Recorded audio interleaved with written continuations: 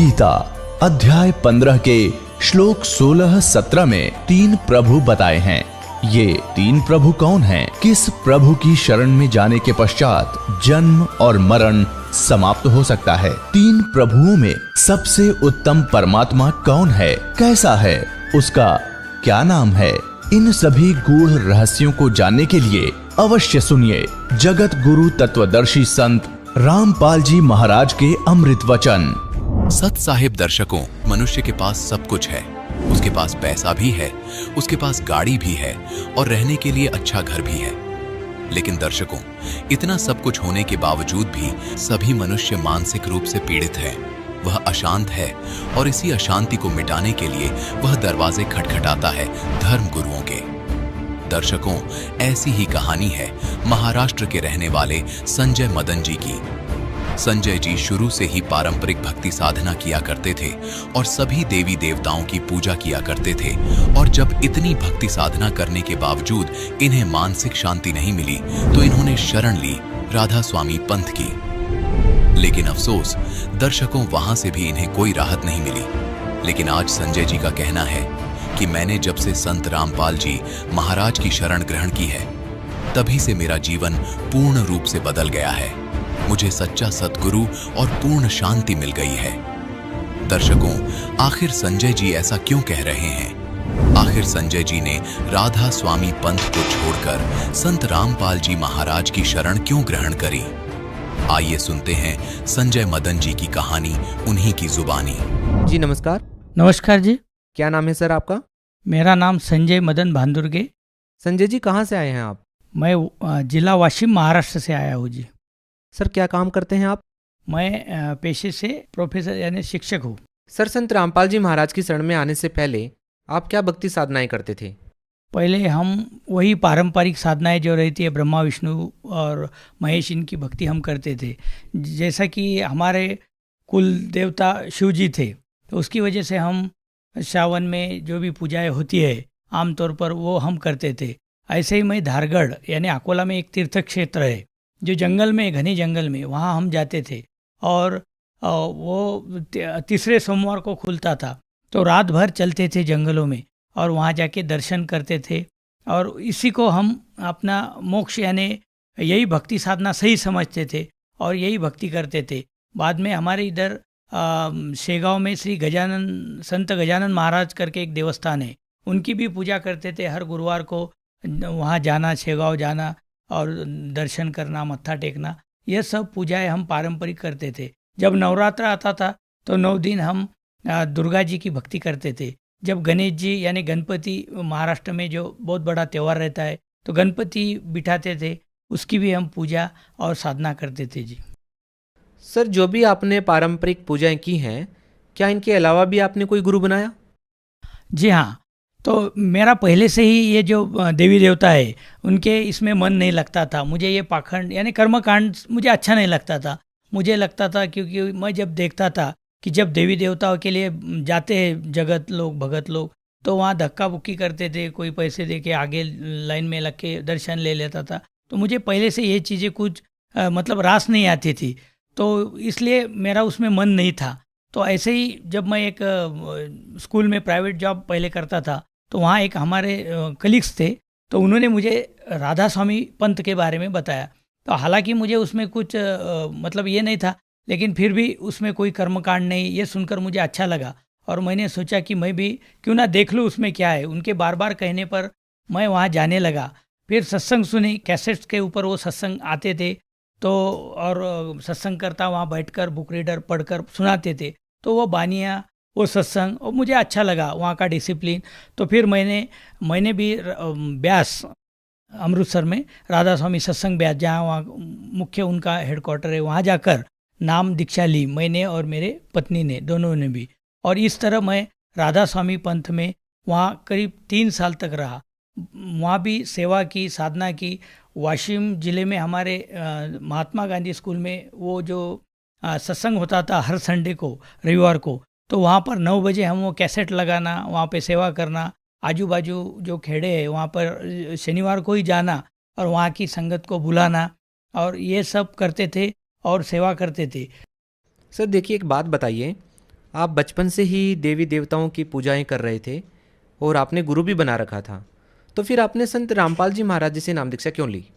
हाँ, तो फिर मुझे लगता था कि राधा स्वामी पंथ के ऊपर इस विश्व में कोई भी ऐसा पंथ नहीं है जो इतना अच्छा और सच्चा है।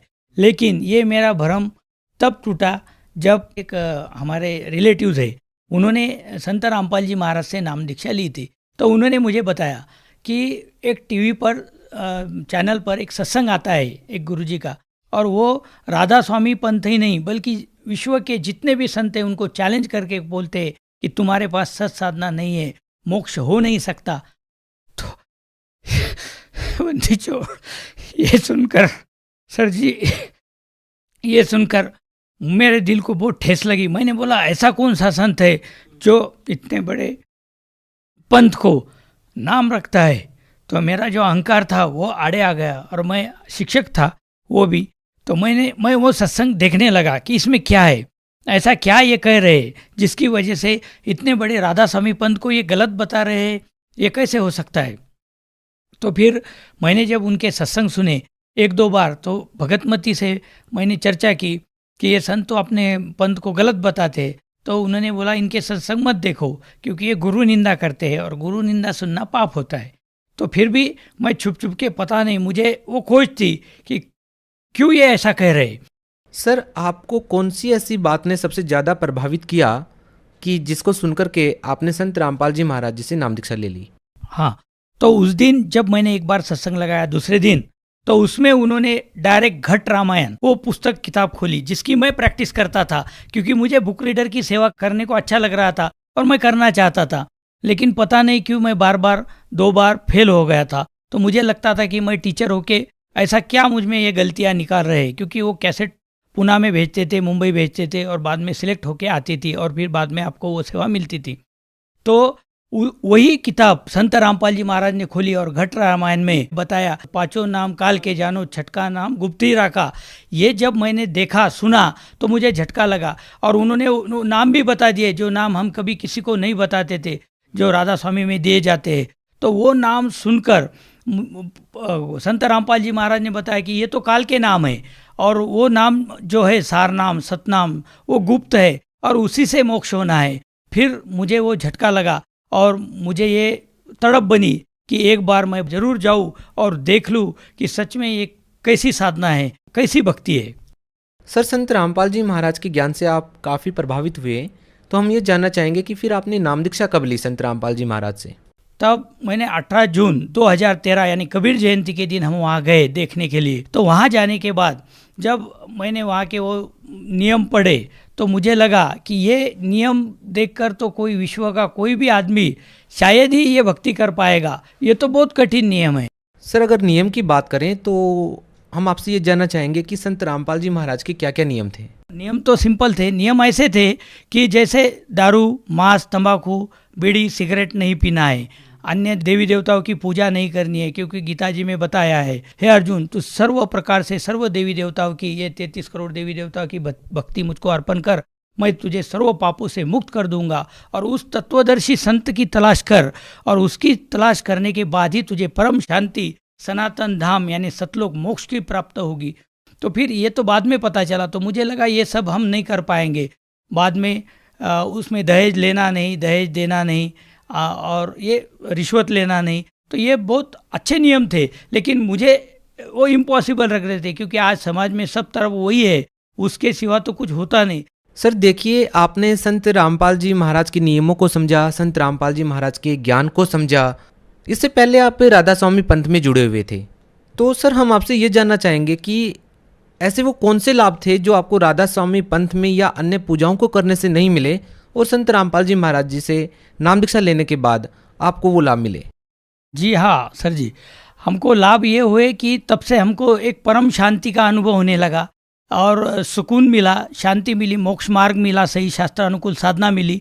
और लाभ ये हुआ आर्थिक लाभ में, मतलब हम प्लॉट लेने की सोच रहे थे, तो वो भी संत रामपाल जी महाराज की दया से वो भी हमको मिल गया आसानी से। उसके बाद में पहले बचत नहीं होती थी, तो थोड़ी पैसों में बरकत बोलो वो भी आने लगी। और दूसरा लाभ ये हुआ कि मेरा एक ज़बरदस्त एक्सीडेंट हो गया था। मैं मॉर्निंग वॉक में ऐसे टहलते हुए जा रहा था, एक साइड था, पूरा रोड खाली था, लेकिन पता नहीं कहाँ से एक पीछे से गाड़ी आ गई और उसने मुझे टक्कर मारी। मैं ज़ोर से गिर गया, पूरा मेरे ये कंधे, ये कान छिल गया, मतलब उसके बाद में, और पूरा ये मुझे पीछे देखते नहीं आ रहा था, अकड़ गया था पूरा। तो मुझे तो लगा कि मेरा स्पाइनल कॉर्ड जरूर इंजरी हुई होंगी। तो उसके बाद वो आदमी ने मुझे, वही गाड़ी में बैठकर लोग जमा हो गए, उसने मुझे वाशिम क्रिटिकल में भर्ती कर दिया। तो मैंने बोला मुझे कुछ नहीं होगा, आप सिर्फ मुझे एक इंजेक्शन दे दो, मेरे गुरु समर्थ है, मुझे कुछ नहीं होगा, सिर्फ संत रामपाल जी ये मेरे समर्थ गुरु है, मैं मर नहीं सकता, आप मुझे एक गोली दे दो और छोड़ दो। तो बोले ये आप कैसे कह रहे हैं, आपको बहुत मार लगा हुआ है, पूरा खून बह रहा। मुझे तो लगा था एक बार मेरा कान टूट गया होगा, मैं कान ऐसा हाथ में पकड़ के रखा हुआ था, पूरा लाल हो गया था शर्ट वगैरह। फिर वो बोले नहीं नहीं, आपको तो बहुत मार लगी है। हम एक सिंपल डॉक्टर के पास गए तो वो बोले ये बहुत मार है, इनको क्रिटिकल में ले जाओ। तो वाशिम क्रिटिकल में मेरे को लेकर गए। तो वहाँ जाने के बाद वहाँ के कंपाउंडर भी बोल रहे थे कि अंकल ये आप इतना सहन कर रहे हो, ये कोई भी 4 व्हीलर का इतना मार कोई भी सहन नहीं कर सकता। मैंने बोला हमको कुछ नहीं होगा, क्योंकि हमको नाम दीक्षा और संत रामपाल जी से गुरु दीक्षा मिली हुई है और उसकी वजह से हमको कुछ नहीं होता, आप ड्रेसिंग कर दो और छोड़ दो। तो वो 2 दिन की बात कर रहे थे, लेकिन मुझे संत रामपाल जी की दया से 1 दिन में ही छुट्टी हो गई जी। और उसके बाद एक बार मेरी 3 साल की बच्ची थी, तो वो ऊपर से सीढ़ियों से, मतलब पहली सीढ़ी से गिरी थी, 10-12 सीढ़ियाँ वो लुढ़कते हुए आई, सीढ़ियाँ खड़ी थी, लेकिन और वो थोड़ी देर के लिए बेहोश हो गई, मतलब 10-15 मिनट के लिए बातें नहीं कर रही थी, इधर उधर ऐसी गर्दन डाल रही थी। तो मैं तो पूरा घबरा गया था, लेकिन संत रामपाल जी महाराज की दया से उसे फिर हम हॉस्पिटल लेके गए, कानडे हॉस्पिटल वाशिम में है बच्चों का। वहाँ जाने के बाद उन्होंने सलाइन देकर 2 दिन में बच्ची को सिर्फ 2000 रुपये बिल आया और उसको कुछ भी नहीं हुआ। नहीं तो पहले तो सब बोल रहे थे कि बच्ची का बचना मुश्किल है, तो वो एक लाभ हो गया। उसके बाद में सर जी एक और लाभ हुआ, मेरी भगतमती को 2 किडनी स्टोन थे दोनों किडनियों में, एक 9 mm एक 12 mm। तो पहले दर्द होता था, लेकिन एक बार संत रामपाल जी महाराज से प्रार्थना लगाई कि हे मालिक ये ऐसा ऐसा प्रॉब्लम है तो आप ठीक कर दो। तो परमात्मा ने बोले बेटा भक्ति करो, संत रामपाल जी महाराज ने बोला भक्ति करो, परमात्मा दया करेंगे। तो उसके बाद में उसका वो दर्द भी आज तक नहीं हुआ। उसकी वेन भी एक ब्लॉक थी, उसको मतलब हर महीने 2-4 महीने भी वो कभी भी गोलियां ख़त्म नहीं होती थी कि दूसरी बीमारी पहली ख़त्म कि दूसरी चालू, पहली ख़त्म, ऐसा चालू रहता था। तो फिर वेन ब्लॉक हो गई, फिर उसको भी नागपुर दिखाया, औरंगाबाद दिखाया, जितने भी है डॉक्टर न्यूरोलॉजिस्ट है, कोई बोलता था इधर ब्रेन को दिखाओ, चेस्ट वाले को दिखाओ, हार्ट वाले को दिखाओ, न्यूरोलॉजिस्ट को, सब किए। उसको चक्कर आते थे, वो भी अब संत रामपाल जी की दया से वो भी दर्द उसका पता नहीं कहाँ चला गया, वो भी अब कम हो गया। तो इस तरह बहुत लाभ हो गए। सर देखिए, आप प्रोफेसर हैं, कॉलेज में इंग्लिश पढ़ाते हैं, तो हम आपसे ये जानना चाहते हैं कि आपका बाबाओं के ऊपर इतना विश्वास कैसे है? क्योंकि आप मेडिकल सुविधाएं ले सकते हैं आज के युग में, तो आप शिक्षित होने के नाते हम आपसे ये बात पूछ रहे हैं कि आपका बाबाओं के ऊपर, खासकर संत रामपाल जी महाराज पर आपका विश्वास इतना कैसे है? सर जी मेरा भी ऐसा ही पहले मानना था, क्योंकि जो हम आम समाज में धारणाएं देखते हैं कि बाबा लोग लूटने के लिए होते हैं, और अभी तो ये मीडिया में जो इनके कांड आते हैं तो ऐसा लगता है कि सचमुच बाबा वगैरह कुछ नहीं, बस घर में रहो भक्ति करो। लेकिन जब संत रामपाल जी महाराज का ज्ञान सुना, उनके प्रूफ देखे, तो मतलब और उनका जो बिहेवियर है, मतलब उनकी जो भक्ति साधना है वो इतनी ऑथेंटिक है, इतनी शास्त्रानुकूल साधना है कि आप उसे मना कर ही नहीं सकते। और ये मोक्ष मार्ग उन्होंने बताए हुए सिद्धांतों से ही होगा, क्योंकि उन्होंने अपने बानियों में, अपने इसमें संत गरीबदास जी महाराज, नानकदास जी महाराज जिनको मिले, उनके इतने प्रूफ अपने सामने रखे। तो ये सब सुनकर, देखकर, प्रत्यक्ष देखकर, उनके अनुभव जानकर, समझकर ये प्रमाण हो गया कि गुरु के सिवा चारा नहीं है। विज्ञान ने इतनी प्रगति कर ली, लेकिन भगवान के सामने विज्ञान कुछ नहीं। विज्ञान यानी क्या है? विशेष ज्ञान। अब जो परमात्मा ने सब बना के रखा हुआ है, संत रामपाल जी महाराज अपने सत्संगों में बताते हैं कि देखो सूरज तो सुबह उगने वाला है, अब हम उनको खोज के कुछ कैलकुलेशंस करके मतलब उस पर संशोधन करके 20-20 साल तक ये बताए कि कल 6 बजे उगने वाला है, कल 5:55 पर, तो फ़ायदा क्या हुआ? वो तो उगने वाला है, उगते ही आ रहा है। यानी यही है, विज्ञान क्या है, जो ब्रह्मांड चल रहे हैं, जिसके वचन से चल रहे हैं, वो आदि शक्ति है। और इतना सब होके आदमी फिर मरता क्यों है, विज्ञान बचाता क्यों नहीं लोगों को, तो हाँ, कैंसर ठीक क्यों नहीं होता। और यहाँ पे केवल नाम मात्र से इतनी शक्ति है संत रामपाल जी महाराज के, इसमें नाम मात्र से नशा छूट जाता है, बड़ी बड़ी बीमारियाँ, कैंसर, लाइलाज बीमारियाँ ठीक हो जाती है। तो फिर भगवान क्यों नहीं है, मतलब भगवान के आगे कुछ हो ही नहीं सकता। इसलिए हमें मानना पड़ेगा कि परमात्मा, संत रामपाल जी महाराज ने जो ज्ञान दिया है कि परमात्मा है और भगवान है, भगवान के सिवा अपन कुछ भी नहीं है। क्योंकि आदमी पर जब बड़ा संकट आता है तो ऊपर की ओर देखता है, वो क्यों देखता है, फिर डॉक्टर की तरफ क्यों नहीं भागता। डॉक्टर भी अक्सर ये बोलते हैं, उनको भी बीमारियां हो जाती है, वो भी बोलते हैं कि आप भगवान के हाथ में। तो आखिर में ये सब जाल है काल का, जो हमें भ्रमित रखता है कि यहाँ पे विज्ञान कुछ नहीं, ये सब परमात्मा का बनाया हुआ संसार है। सर, आप भगत समाज को क्या संदेश देना चाहेंगे? मैं सारे भगत को, समाज को यही संदेश, मतलब वो तो परमात्मा संत रामपाल जी महाराज दे रहे अपने पुस्तकों से, जीने की राह, जगण्याचा मार्ग, ज्ञान गंगा, ये पुस्तकों से दे ही रहे, social media, Twitter, Facebook, Instagram पर। लेकिन मैं एक प्रार्थना दास की है सबको कि जो भी आज परमात्मा को खोज रहे, तो अपना व्यर्थ समय मत गवाओ, इधर उधर मत भटको। आप केवल 6 महीने या ज़्यादा से ज़्यादा, बहुत ही मतलब जिसको समझ नहीं आता, 1 साल तक संत रामपाल जी महाराज के सत्संग सुनो।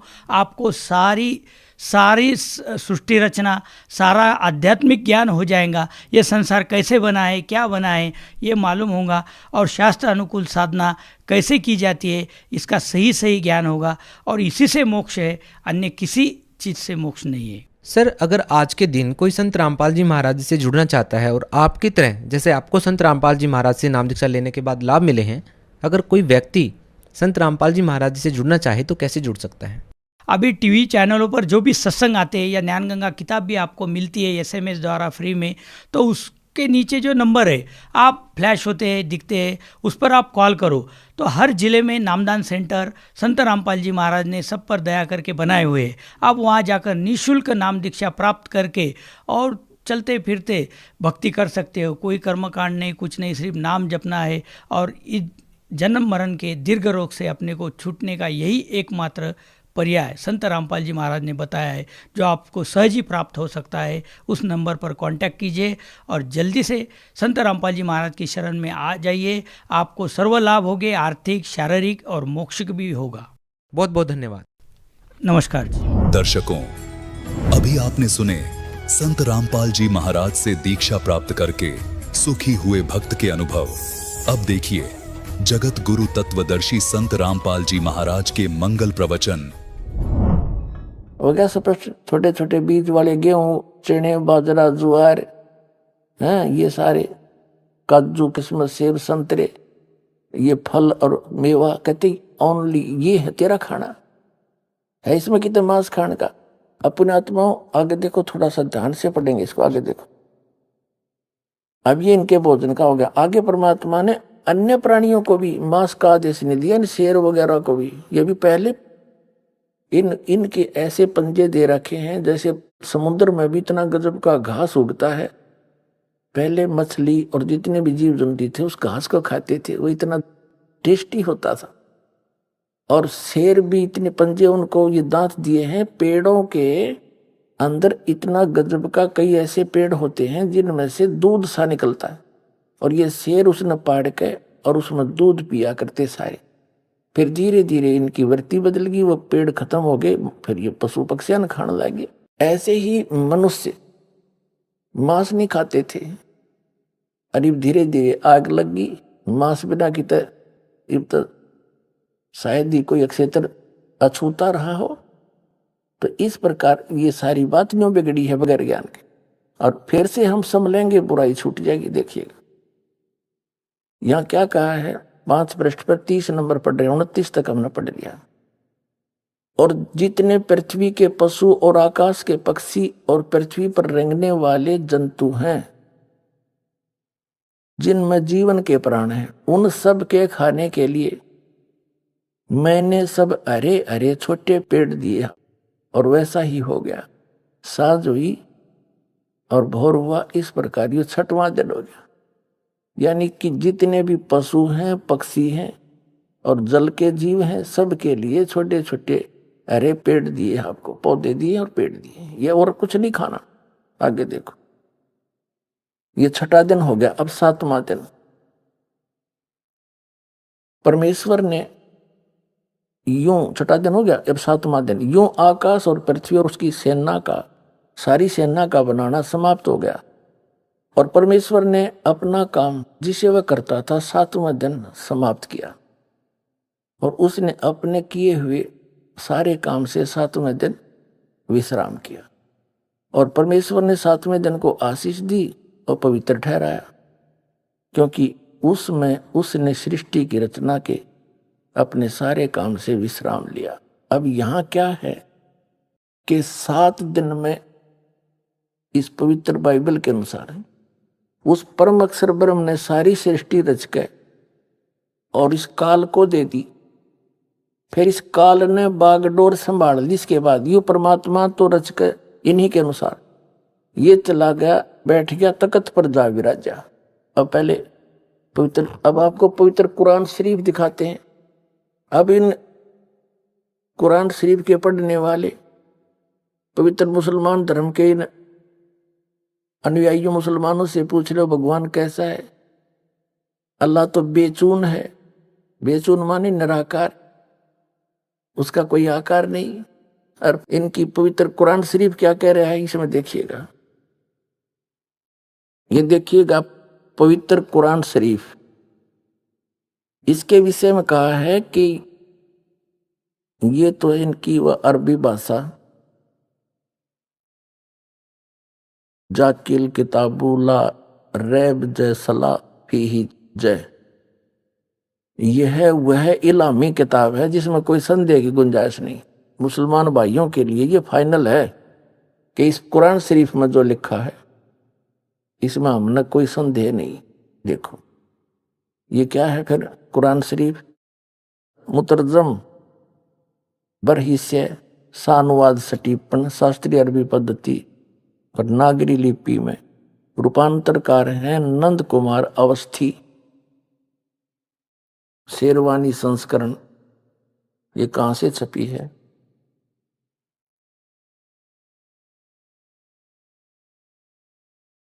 ये वही है सारा। शास्त्रीय अरबी पद्धति पर नागरी लिपि में शेरवानी संस्करण, प्रकाशक है लखनऊ किताबघर, मौसम बाग, सीतापुर रोड, लखनऊ।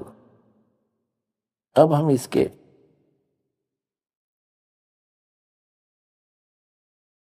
604 पृष्ठ पर आते हैं। सूरत फुरकानी में या सूरतुल फुरकानी कुरान शरीफ, और ये 604 पृष्ठ पे, ये तो है अरबी भाषा लिखी उर्दू में है। ये इतना, ये सारा एक पृष्ठ के अंदर जो लेख है ये है।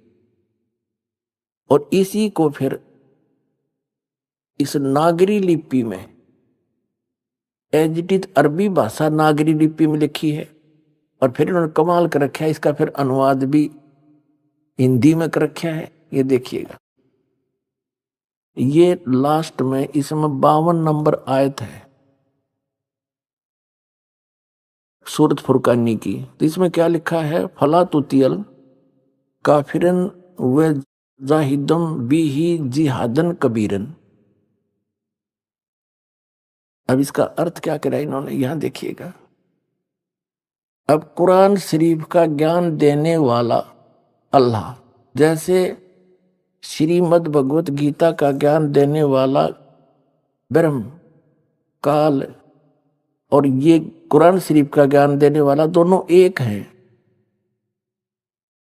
श्रीमद् भगवत गीता का ज्ञान देते समय 4th अध्याय के 34वें श्लोक में गीता ज्ञान दाता कहता है कि अर्जुन तू तत्वदर्शी संतों के पास जाकर उस तत्व ज्ञान को समझ और उनको विनम्र भाव से प्रार्थना करने से, कपट छोड़कर दंडोत प्रणाम करने से वो तत्वदर्शी संत तुझे तत्व ज्ञान बतावेंगे।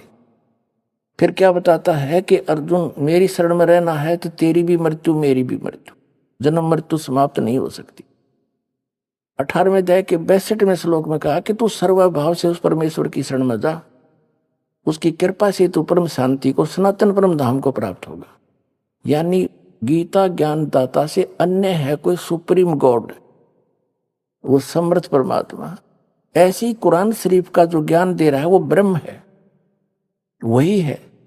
और वो सामने ना आकर आकाशवाणी करता, वो उसने प्रतिज्ञा कर रखी है कि मैं अपने वास्तविक रूप में कभी नहीं आऊंगा। तो वो क्या करता है, किसी के अंदर प्रवेश करके अपना ज्ञान दे देता है या आकाशवाणी करके दे देता है।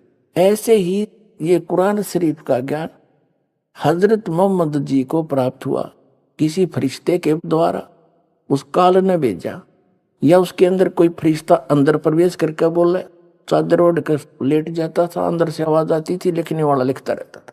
अब इसमें क्या बताया है कि कुरान शरीफ का जो ज्ञान दाता है उसको मुसलमान धर्म अपना अल्लाह मानते कि वो हमारा भगवान है। उसने, अल्लाह ने कुरान शरीफ का ज्ञान दिया और वो अल्लाह के कह रहा है। वो कुरान शरीफ बोलने वाला अल्लाह क्या कह रहा है, वो क्या कह रहा है कि हजरत मोहम्मद जी को जैसे ब्रह्म ने अर्जुन को श्री कृष्ण में प्रवेश करके ज्ञान दिया, वही बोल रहा। हजरत मोहम्मद जी को कह रहा कि ए पैगंबर, ये काफिर है ना, ये कबीर नामक वो जो सुप्रीम पावर है, वो सबसे सर्वशक्तिमान परमात्मा है, पाप नाशक है, जिसने सारे ब्रह्मांडों की रचना करी। उसको ये काफिर लोग उस कबीर को अल्लाह नहीं मानते, और तू इनकी बातों में मत आना। मैं जो तुझे कुरान शरीफ के माध्यम से जो ज्ञान दे रहा हूं, इन दलीलों पर तू विश्वास करना और उनके साथ संघर्ष करना। जिहाद का मतलब लठ बजाना नहीं, संघर्ष करना। वो अपना काम करो, तो उनकी बातों में मत आना। देखिएगा, अब हम पढ़ रहे हैं सूरत फुरकानी 25, कुरान शरीफ 604 पृष्ठ पे, और इसकी 52 नंबर आयत को। ये तो अरबी भाषा है, यह लिखी है देवनागरी में, और ये वही जो कि तू यहां पर अरबी भाषा है, लिखी है उर्दू में। अच्छा, इस अरबी भाषा का अनुवाद फला तुतियल काफिरन व जाहिदुम बिही जिहादन कबीरन, यहां देखना, यहां अनुवाद किया है। तो ये 51 में ये 52 सुनोगी। कुरान शरीफ के ज्ञान देने वाला अल्लाह कह रहा कि ए पैगंबर हजरत मोहम्मद को तुम काफिरों का कहा न मानना, और इस कुरान शरीफ की दलीलों से उनका सामना बड़े जोर से करो। अब यहां इन्होंने थोड़ा सा अनुवाद गलत कर दिया, इन्होंने कबीर का अर्थ बड़ा कर दिया। यो कबीरन है ना, जैसे संस्कृत में उत्तमम लिख दे, वो मैं हट जा है, उत्तम रह गया, तो कबीरन का यू न हट जा, कबीर रह गया, कबीर है। थोड़ा सा और कंसेप्ट क्लियर करते हैं। ये कुरान मजीद है, ये वही है जो का तू लेख, केवल नाम बदल दिया, लेख जो का तू है, इसमें लेखक अनुवादक दूसरा है इस करके।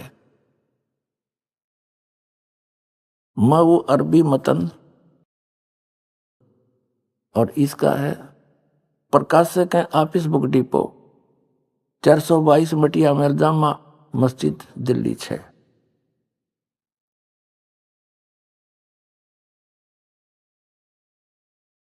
ये है कुरान मजीद हिंदी मुतरजम अरबी मतन,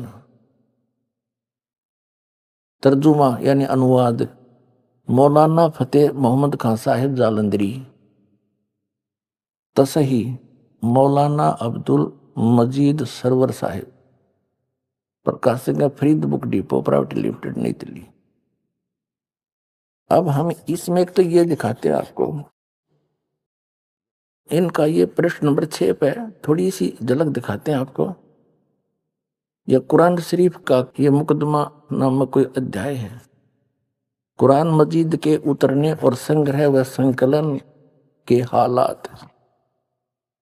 कुरान मजीद एक पवित्र किताब है, मजीद कहो चाहे कुरान शरीफ कहो, जो अंतिम नबी हजरत मोहम्मद सल्लल्लाहु अलैहि वसल्लम पर उतारी गई। ये अर्शी कुर्सी के मालिक का कलाम है, जो उसने स्वयं एक बरगुजीदा पैगंबर और मुकर्रम यानी सबसे ज्यादा लोकप्रिय बंदे पर नाजिल किया। इस्लाम का आधार इसी आसमानी फरमान आदेश पर है। जिसने अनुपालन किया है वह इस्लाम के दायरे में दाखिल हुआ है। अब यहां देखना ये कैसे उतरी। ये सही यह है कि आप सल्लल्लाहु यानी हजरत मोहम्मद की नबूत के बाद रजमान के सब्बे के अंदर में पूरा कुरान मजीद लोहे महफूज अल्लाह के पास से उस आसमान पर जिसे हम देख रहे हैं अल्लाह के हुक्म से उतारा गया। इसके बाद हजरत जिब्रील अल्लाह यानी एक फरिश्ता जिसमें इस कदर हुक्म हुआ, उन्होंने पवित्र कलाम को बिल्कुल वैसा ही बिना किसी परिवर्तन या कमी बेसी के नबी सल्लल्लाहु तक पहुंचाया, हजरत मोहम्मद तक पहुंचाया। इस जबरील नामक फरिश्ते ने उसमें कोई फेरबदल नहीं किया, ऊपर से उस गुप्त अल्लाह का संदेश लेकर जो का त्यों ले आया। ये कैसे उतरे हैं, पहुंचाया। कभी 2 आयतें, कभी 3 आयतें यानी श्लोक से, और कभी 1 आयत से कभी कम, कभी 10-10 आयतें और कभी पूरी सूरतें। इसी को शरीयत में वह कहते हैं। उलमा विद्वानों ने वह के विभिन्न तरीके हदीसों से पेश किए। नंबर 1, ये कैसे प्राप्त हुई, हजरत मोहम्मद जी को ये कैसे प्राप्त हुई, किस किस प्रकार। एक प्रकार से तो जबरील यू लेकर आया और हजरत मोहम्मद को पढ़ाया, उनका याद हो गया। ये देखो फरिश्ता वह लेकर आया हुक्म, और एक आवाज घंटी सी मालूम हो, यह सती थी उनके हदीसों से साबित है। और यह किस्म वह की सभी किस्मों में सख्त थी। बहुत कष्ट नबी सल्लल्लाहु को होता था, यहां तक कि आपने फरमाया कि जब कभी ऐसी वह आती है तो मैं समझता हूं कि अब जान निकल जाएगी।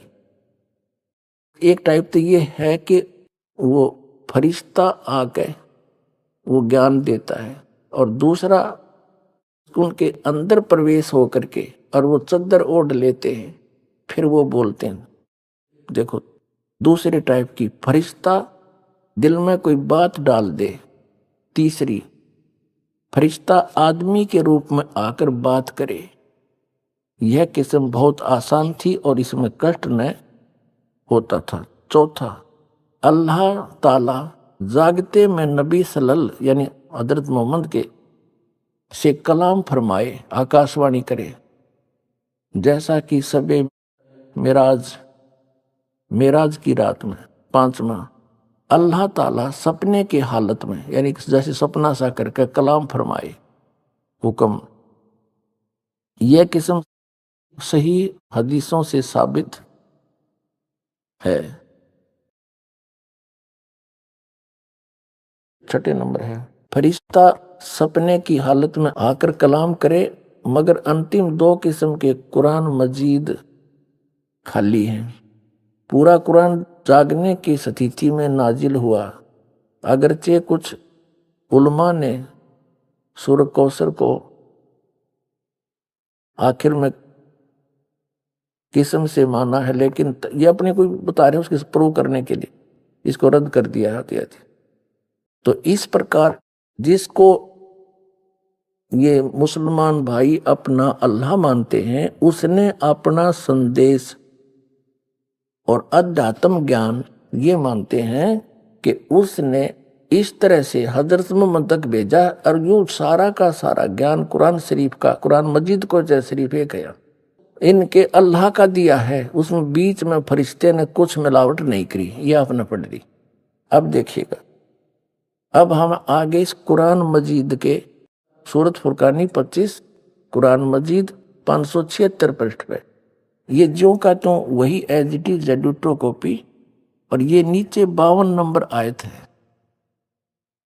यहाँ एज इट इज, एक अक्षर का भी अंतर नहीं है। फला तुतियल काफिरन व जाहिदुम बिही जिहादन कबीरा। अब इसमें कबीरा लिखा है, इसको कबीरा कहो, कबीरन कहो, खबीरा कहो, ये बोलन का अंतर है। अब इसमें से हमने सिर्फ इतना ही लेना था। अब हम फिर लेते हैं पवित्र कुरान शरीफ को। अब इसे सारी बात हल हो जाएगी हमारी। ये फिर हमने उठा ली पवित्र कुरान शरीफ, और ये कहां से छपी है ये आपको हमने पढ़ा दिया, दिखा दिया था। अब हम इसके आते हैं 604 पृष्ठ पे, सूरत फुरकानी 25 और ये 604 पृष्ठ पे हम नीचे पढ़ लिया हमने। इसकी 52 नंबर आयत में वो का वो है। इसका कुरान मजीद को होते शरीफ से बात वही है। फला तुतियल काफिरन व जाहिदुम बिही जिहादन कबीरन। कबीरन कहो, कबीर कहो, कबीरा कहो, ये सिद्ध किया। इसका अर्थ इन्होंने यहां करी रखा। तो ए पैगंबर, ये कुरान शरीफ जब आई, उस कुरान शरीफ के ज्ञानदाता ने जो भी कहना था उसका आदेश है ये कुरान शरीफ, और उसने किस माध्यम से जैसे भी हजरत मोहम्मद को पहुंचाया, ये सारा का सारा आदेश जिसको मुसलमान भाई अपना खुदा मानते हैं उसका संदेश है। और वो क्या कह रहा है, किसी अन्य भगवान के बारे में कह रहा है। वो कबीर नामक परमात्मा है जिसने 6 दिन, जिसने सारी सृष्टि रची, और उस परमात्मा की खबर किसी बाखबर से पूछो। कुरान शरीफ का ज्ञानदाता भी किसी अन्य परमात्मा के बारे में कहता है और खुद भी अल्पज्ञता सिद्ध कर रहा है। जैसे श्रीमद् भगवद गीता का ज्ञानदाता भी अपनी अल्पज्ञता सिद्ध करता है कि मैं कंप्लीट ज्ञान नहीं रखता उस परमात्मा के बारे में। किसी तत्वदर्शी संत से पूछो। यही प्रमाण जो का तो इसमें पवित्र कुरान शरीफ में देखिएगा। ये हमने पढ़ लिया, यहां से हम पढ़ते आए थे 604 पर, 605 पर हमने पढ़ा। तो ए पैगंबर, तुम काफिरों का कहा न मानना, ये अनुवाद हिंदी में है इसका। और इस कुरान की दलीलों से उनका सामना बड़े जोर से करना। कबीर का अर्थ ने बड़ा कर दिया। इसका अर्थ ये बनता है कि कुरान शरीफ का ज्ञानदाता अल्लाह कह रहा है कि हे हजरत मोहम्मद, मैं तुझे जो ज्ञान दे रहा हूं ना, इन पर तो विश्वास करना। वो कबीर परमात्मा है, अल्लाह है वो, और सारा सुखदाई वही है, पाप नाशक भी वही है, और ये वही है जिसने सारी सृष्टि रची। और ये काफिर है ना, ये नहीं मानते उस कबीर को अल्लाह। तो मेरे इस संदेश पर, इन दलीलों पर, कुरान शरीफ की दलीलों पर तो विश्वास करना और उनके साथ संघर्ष करना, उनकी बातों में मत आना। इतनी सी बात। आगे देखो। अब हम आगे 607 पृष्ठ पर, इसमें क्या है, जैसे उधर है, यहां से ये आयत है 53, 54, 55, 56, 57, 58 में या 58, इसमें भी, इसमें लिखा है इवादही खबीरा। अब खबीरा कहो चाहे कबीरा कहो, कबीरन कहो, खबीरन कहो। अब इवादही माने पूजा के योग्य, पूजनीय कबीरा। वो कबीर परमात्मा पूज्य है, उसकी पूजा करनी चाहिए। और यहां फिर खबीरन, खबीरन कहो, कबीरन कहो, खबीरा कहो, कबीरा कहो। इसका अर्थ इन्होंने यहां हिंदी में कर रखा है। अब 53 नंबर आयत यहां से शुरू होती है, ये पृष्ठ नंबर 607 पे, सूरत फुरकानी 25 की, ये कुरान शरीफ है। अब ये हजरत मोहम्मद को कुरान शरीफ का ज्ञानदाता कह रहा है कि तो तुझे बता दिया, इन काफिरों की बातों में मत आना। मैं जो कह रहा हूं इसको फाइनल समझ लेना। कबीर इज गॉड, वो अल्लाह जो है, वो कबीर जो अल्लाह है, और वो वही है। ये देखो 53 नंबर आयत में, और वही है जिसने 2 दरियाओं को मिला चलाया, एक का पानी मीठा प्यास बुझाने वाला और एक का खारी कड़वा, और दोनों में एक आड़ और मजबूत रोक बना दी। और वही है जिसने पानी की बूंद से आदमी को पैदा किया, फिर उसको साहिबे नसम यानी किसी का बेटा या बेटी, और ससुराल वाला यानी किसी का दामाद बहू बनाया। और तुम्हारा परवरदिगार हर चीज करने पर शक्तिमान है। और काफिर अल्लाह के सिवा ऐसों को पूजते हैं, देवी देवताओं को, जो न तो उनको नफा पहुंचा सकते हैं और न उनको नुकसान पहुंचा सकते हैं। और काफिर तो अपने परवरदिगार से पीठ दिए हुए हैं, मुंह मोड़ रहे हैं। ए पैगंबर, हमने तुमको खुशखबरी सुनाने, सिर्फ अजाब से डराने के लिए भेजा है। अब 57 में इन लोगों से कहो कि मैं तुम्हें इस अल्लाह के हुक्म पर कुछ मजदूरी नहीं मांगता। हाँ, जो चाहे अपने परवरदिगार तक पहुंचने की राह इख्तियार कर ले। अब 58 में ए पैगंबर, उस जिंदा पर भरोसा रखो। जिंदा इन चैतन्य कर दिया, जिंदा कर, जो कभी मरने वाला नहीं है, और तारीफ के साथ उसकी पाकी बयान करते रहो। और अपने बंदों के गुनाहों से वह काफी खबरदार है। यो काफी इन 58 का यहाँ देखो, ये 58 नंबर है ना, खबीरा का इन्हें काफी कर दिया, यानी बड़ा घना।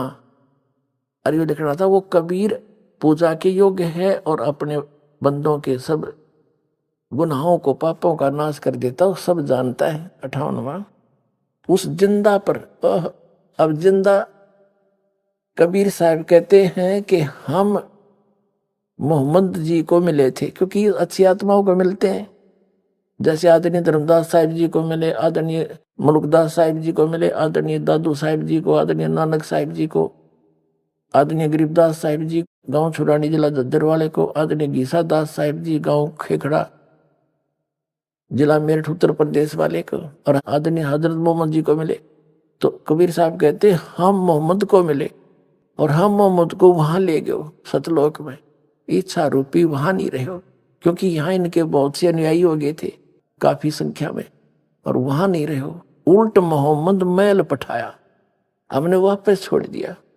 और गुज बीरज एक कलमा लाया, और रोजा बंग नमाज दई रे, बिस्मल की नहीं बात कही रे।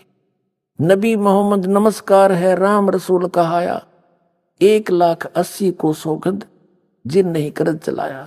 अरस कुरस पर अल्लाह तकत है, खालिक बिन नहीं खाली, और वो पैगंबर पाक पुरुष थे साहिब के अबदाई। कबीर साहब कहते हम इनको मिले थे जिंदा महात्मा के रूप में, और इनको हम ऊपर लेकर गए, पर इसने हमारी बात मानी नहीं। उल्ट मोहम्मद मैल पठाया, इस शरीर में छोड़ दिया। तो ये फिर कहते हैं गुज बीरज एक कलमा लाया, एक मंत्र है कलमा, जैसे गायत्री मंत्र को इस तरह का। और रोजा बंग और नमाज दई रे, हजरत मोहम्मद जी ने व्रत रखन की और आवाज लगान की बंग और नमाज करने की बात कही थी, बिस्मल की नहीं बात कही रे।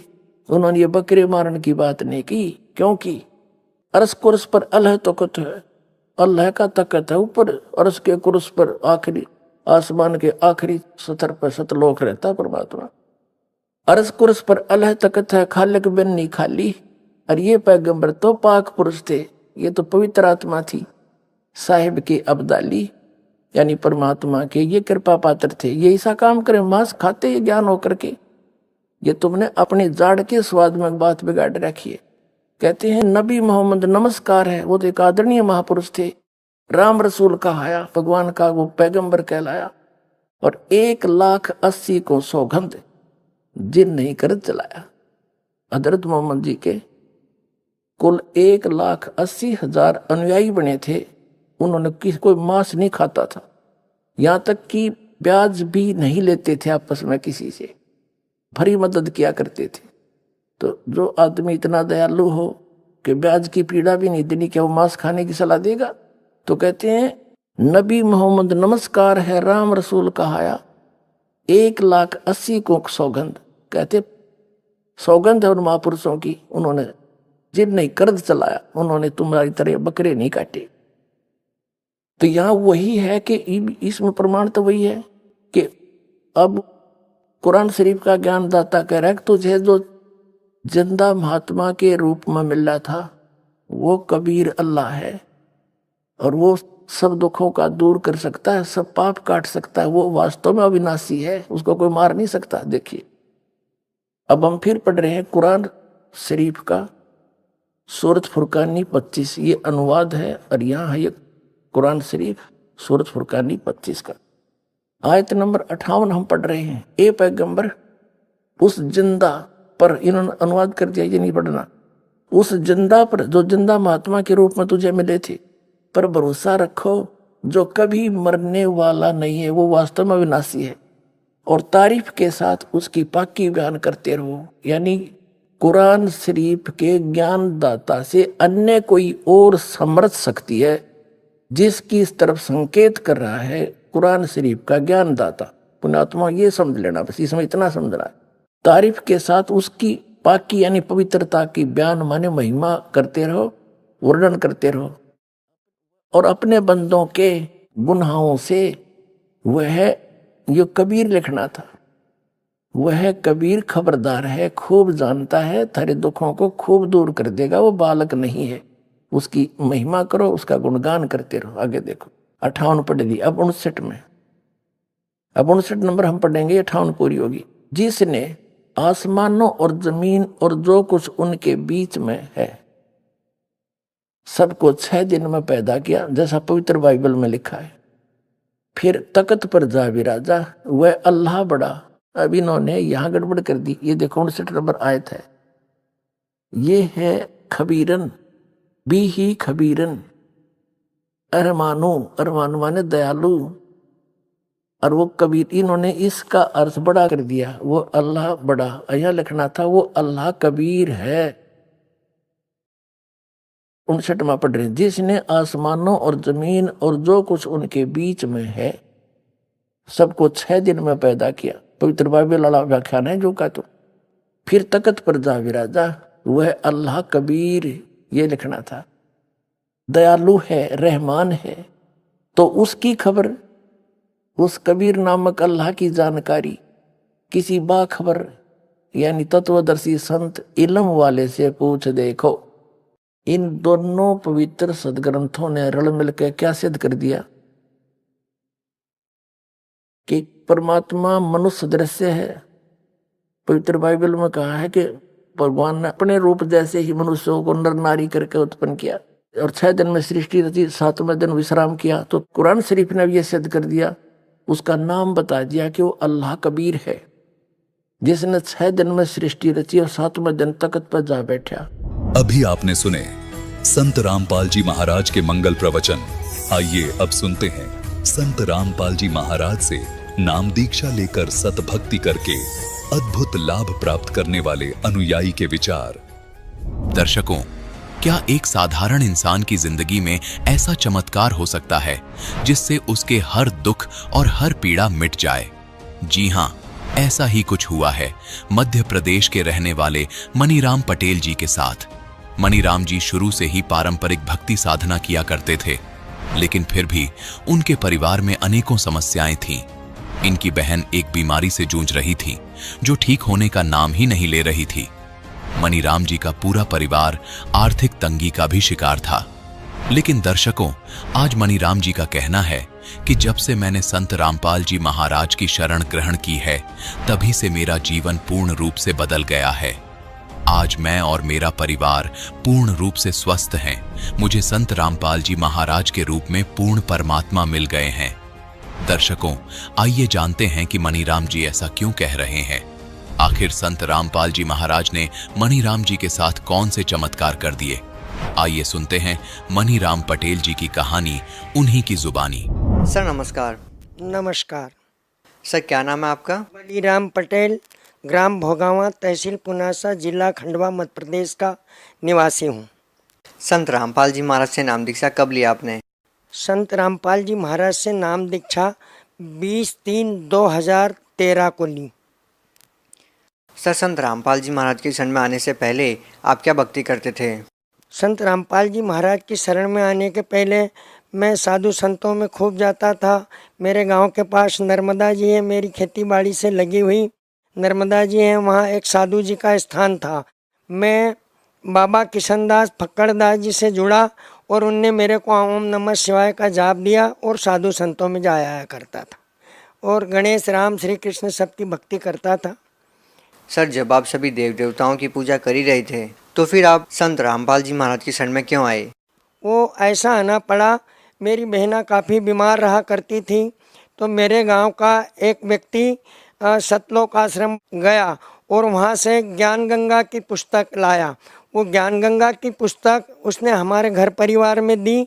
जब उसको हमने पढ़ा, अध्ययन किया, तो मन में विचार आया कि जीजी की तबीयत वहाँ से ठीक हो सकती है, इसलिए हम संत रामपाल जी महाराज के सतलोक आश्रम पहुँच गए। सर, आप संत रामपाल जी महाराज की शरण में इसलिए गए कि आपकी बहन की जो तबीयत थी वो बहुत ख़राब रहती थी, उसका इलाज करवाने के लिए, या फिर उनकी बीमारी ठीक नहीं हो रही थी, उसका समाधान करवाने के लिए आप संत रामपाल जी महाराज की शरण में गए। तो क्या सर, संत रामपाल जी महाराज की शरण में जाने के बाद आपके बहन की बीमारी ठीक हुई? क्या आपको उनकी बीमारी में राहत मिली? हम जैसे ही सतलोक आश्रम पहुँचे तो हमारी जीजी जो काफ़ी समय से बीमार थी, उनको कम से कम 10-5 पैसे की जाने में ही और भगवान के संत रामपाल जी महाराज के दर्शन करने से ही उनके माथे पुण्य हाथ रखा। वो बहना खूब रोने लगी और थोड़ा उनके स्वास्थ्य में फर्क पड़ा, अंतर हुआ, 10-5 पैसे की उनको फ़ायदा हुई। तो हमको ये विश्वास हो गई कि अब दुनिया में ऐसे संत के पास जाने से इतना बीमार जब अच्छा हो सकता है तो और भी आगे कुछ फ़ायदे होंगे इस मनुष्य जीवन में। फिर क्या हुआ कि मैं किसान था, तो मेरी एक ज़मीन जो थी वो बिकी और अच्छे भाव में बिकी। मैंने सोचा दूसरी जगह में अपन ज़मीन खरीद लेंगे। तो हमारे गांव के पास एक साधु बाबा का स्थान है। उस साधु बाबा ने मेरे बेटे से 6.5 लाख रुपए, 6,51,000 रुपये ले लिए और कहा कि भाई ये आप दे दो, हम कुंभ के मेला में ये साधु संतों में भंडारा करेंगे और तुमको डबल पैसा दे देंगे। अब साहब वो हमको परेशान करने लग गए। अब जब भी हम जाएं बोले 4-8 दिन में दे देंगे, 4-6 दिन में दे देंगे, 10-5 दिन में दे देंगे। ऐसा करते करते हम 2-4, 6, 8, 10 महीने तक जाते रहे। सब पैसे के लिए दिक्कत हो गई, मेरे पे कर्जा हो गया। गरीब आदमी, किसान आदमी, घर में झगड़े होने लगे, कर्जे वालों की तगादा होने लगी। बार बार उनके पास जाकर कहने लगे। उनने ऐसा करते करते हमको काफ़ी समय निकाल दिया। फिर दिमाग में ये बात आई कि बहना को हम वहाँ सतलोक आश्रम ले गए थे, ज़रूर क्यों ना गुरुजी की, संत रामपाल जी महाराज की शरण में चलें, ज़रूर वहाँ से अपना पैसा कुछ भी देने के लिए वो कहेंगे। और विश्वास हो गई थी मन को। हम वहाँ गए, परमात्मा के दर्शन किए। संत रामपाल जी महाराज ने, हमारी घरवाली ने और हमने ये बताया कि हमारी ज़मीन का पैसा बेच के बेटे से इनने ले लिया है। महाराज खूब हंसे और महाराज जी ने कहा कि हमने जो ये भक्ति तुमको करने के लिए दी है, इसको करते रहना, तुम्हारा गुरु महाराज सब पैसा ढीले से दिलवा देंगे। ऐसा कुछ रहा कि कुछ समय के बाद उनके गुरु जी आए, जो गांव में साधु जी उनके गुरु, इधर मथुरा के आसपास कोई उनका छापा गांव में कोई स्थान है, वहाँ से आए। उनने धीरे धीरे हमको 4 लाख रुपए के चेक दिलवा दिए। चेक को बैंक में डाल रहे थे, बैंक से वो उसका पैसा नहीं निकल रहा था, बाउंस हो जा रहा था। फिर बंदी छोड़ संत रामपाल जी महाराज की दया से वो पैसे की बिल्कुल उम्मीद नहीं थी, हम तो रोग आके रोज दिक्कत में थे। परमात्मा की ऐसी दया हुई, वो पैसा मेरा निकल गया। वो पैसा मेरे को वापिस उस साधु के द्वारा मिल गया। और मैं काफ़ी समय से जो बवासीर की बीमारी से बीमार था, भोजन टाइम से कर नहीं पाता था और 10-12 चिलम गांजा पीने की जो मेरे को आदत पड़ी हुई थी, वो मेरी आदत छूट गई। और कर्जे में था, मेरा सब कर्जा दिवा गया, कर्जा निपट गया और आज मैं सब बातों से सुखी चैन अमन से हूँ और सारी दिक्कतों झंझटों से दूर होकर के चैन अमन का जीवन जीता हूँ। गांव में रहता हूँ, किसान हूँ। ये मेरे को फायदे हुए और ऐसे छोटे छोटे अनेकों लाभ हुए मेरे को। एक बार मेरी ज़मीन की एक पावती गुम हो गई। मैंने तहसीलदार से कहा, पटवारी से कहा, कोई बनाने के लिए तैयार नहीं था। मैंने परमात्मा से अर्जी लगाई, बार बार परमात्मा से निवेदन करा। संत रामपाल जी महाराज रात को मेरे सपने में आए। यही सफ़ेद कुर्ता पजामा और जैकेट पहने थे, माथे पे साफा बांधा था। ऐसे ही मेरे मामा जी की हुलिया थी, हंस रहे थे, मेरा नाम बोला, अरे बलीराम पटेल सोया है, तेरी पावती नहीं बन रही है। मेरे को रोना आई, मैंने कहा नहीं बन रही, काफ़ी समय से परेशान हूँ, लोग परेशान करते हैं, पावती नहीं बढ़ा रहे। परमात्मा की, संत रामपाल जी महाराज की, उस भगवान की, उस परमात्मा की, उस गुरु जी की ऐसी दया हुई कि मेरे को एक पावती नहीं 4-4 पावतियाँ बना करके दे गए। एक तहसीलदार ने बना दी, एक पटवारी ने बना दी, एक एसडीएम ने बना दी, एक कलेक्टर ने। जब 4 पावती एक किसान के पास देखी, ऐसा होता नहीं है, तो कलेक्टर ने पूछा एसडीएम से, बोले इनके पास 4 पावती। एसडीएम कहता साहब आपके आदेश से बनाई, तहसीलदार कहता आपके आदेश से बनाई, पटवारी कहता आपके आदेश से बनाई। आज मेरे पास एक पावती है, 3 पावतियाँ उनने उनकी वापिस जमा कर ली। और तो साहब जीवन में छोटी मोटी ऐसी अनेकों घटनाएं हुई। एक बार मेरा बच्चा काफ़ी बीमार हो गया था, तो परमात्मा की ऐसी कुछ दया हुई, मैंने उनको मन ही मन भावों से याद करा है। परमात्मा, डॉक्टरों ने इसको मना कर दिया है, यह आपके बच्चे का जीवन मुश्किल है। मैं इंदौर यहाँ लाया, उनका काफ़ी इलाज हुआ, 20 दिन तक इलाज चलता रहा। डॉक्टर लोग मेरे को नॉर्मल पोजीशन बताते रहे। मैंने मन ही मन ध्यान करा कि हे परमात्मा आप ही हो, और तो मेरा कुछ इस दुनिया में है नहीं। संत रामपाल जी महाराज की ऐसी दया हुई, मेरा बच्चा अच्छा है, चंगा है, आज वो डॉक्टर है। मैं पूरे परिवार के साथ गांव में रहता हूँ, घर रहता हूँ, किसान हूँ, आबाद हूँ, और अच्छे से खाता पीता हूँ और कर्जे से मुक्त हूँ। और ऐसे मेरे को अनेकों लाभ हुए। सर, जैसा कि आपने बताया कि पहले आप गांजा पीते थे, चिलम पीते थे, आप बहुत नशा करते थे। सर, आपका वो नशा कैसे छूटा? वो नशा मैं जैसे ही सतलोक आश्रम गया तो संत रामपाल जी महाराज की ऐसी कृपा हुई कि उनने मेरे माथे पे हाथ रखा दर्शन करते ही, तो मेरे मन के भाव अपने आप एकदम बदल गए। और वहाँ से मेरे मन में ये भाव आ गया, ये सब बुरी लत है। आज मैं न कोई गांजा, न कोई भांग, न कोई गुटखा। मेरे को गांजा, भांग, गुटखा, कमला पसंद कम से कम 100-150 रुपए की खर्चा लगती थी। दिन में 25 चिलम गांजा लगता था, 10 गुटके लगते थे, 5-7 कमला पसंद खाता था। वो सब छूट गई और सारी विविधाओं से दूर होकर के आज मैं बड़ा चंगा हूँ और खुश हूँ। सर, यहाँ पे आपने एक हैरान करने वाली बात बताई है कि पहले आप बहुत नशा करते थे, लेकिन संत रामपाल जी महाराज के शरण में जाने के बाद उन्होंने जब आपको आशीर्वाद दिया और उनके आशीर्वाद से आपके मन के भाव ही बदल गए। सर, ऐसा देखने में आता है कि जो लोग नशा करते हैं वो चाहकर भी नहीं छोड़ पाते। सरकार इसके लिए बड़ी बड़ी योजनाएं लेके आती हैं, नशा मुक्ति केंद्र खोलती है, उसके बावजूद भी लोग नशा नहीं छोड़ पाते हैं, सरकारें भी नशा नहीं छुड़वा पाती है। लेकिन क्या सर, जो लोग नशा छोड़ना चाहते हैं और वो संत रामपाल जी महाराज से नाम दीक्षा लेते हैं, तो क्या उनका भी नशा छूट जाएगा? हाँ, जो लोग संत रामपाल जी महाराज की शरण में जाते हैं, उनसे नामदान लेते हैं, वाकई उनका नशा छूट जाता है। ये मेरा स्वयं का अनुभव भी है, ये मैंने देखा भी है। मेरे से ज़्यादा बदमाश तो और कोई हो नहीं सकता, क्योंकि मेरे को तो 25 चिलम गांजे की लगती थी। घर से पटेल आदमी था, खूब गांजा पी पी के कर्जा कर रखा था, भांग भी पीता था, और जो भी नशे थे दुनिया के वो लगभग सब मैं करता रहता था। पर संत रामपाल जी महाराज की शरण में जाने से मेरी वो नशे की लत छूट गई। मैं आज चंगा हूँ, दोनों समय भोजन करता हूँ, बवासीर की बीमारी भी खत्म हो गई। मैं अपने जितने भी भाई बहन, जो भी हिंदुस्तान के किसान गृहस्थ, जो भी लोग हैं, जीवधारी जितने भी जीव हैं, उनसे अपने तरफ से एक निवेदन करूँगा, बार बार निवेदन करूँगा कि जितने भी नशेड़ी पतेड़ी भाई बंद हैं वो संत रामपाल जी महाराज की शरण में जाएं। मेरा अनुभव है, मेरा दावा है, और मेरा उनसे बार बार निवेदन है हाथ जोड़ करके कि संत रामपाल जी महाराज की शरण में जाएं। उनका दारू, मांस, मटन, व्यभिचार इत्यादि बुराइयां, कुरीतियां सब छूट करके वो जीवन में चंगे हो जाएंगे, कर्जे बाम से उतर जाएंगे और अपने घर में चैन और अमन का जीवन जिएंगे। ये मेरी निवेदन है लोगों से। जी, बहुत बहुत धन्यवाद आपका। नमस्कार।